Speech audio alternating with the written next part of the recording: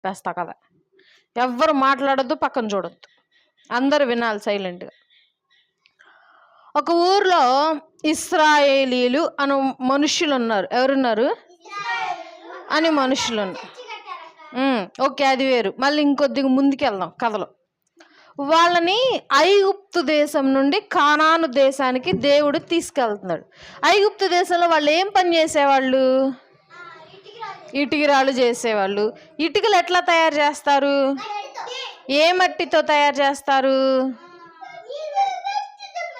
బంకమట్టి, నీళ్లు, కొద్ది గడ్డి వేసి బాగా తొక్కి వాటితో ఏం చేసేవాళ్ళు? ఇటుకరాయి తయారు చేసేవాళ్ళు. సో అట్లా ఇటుకరాయి తయారు చేస్తూ ఉంటే చాలా గొడ్డు చాకిరి చేసేవాళ్ళు కదా. ఒకవేళ గొడ్డు చాకిరి చెయ్యకపోతే, ఒక్కరోజు ఒక్క ఇటుక కూడా తయారు చేయకపోతే పెద్ద కొరడా ఒకటి తీసుకొని బాధ పడేసేవాళ్ళు.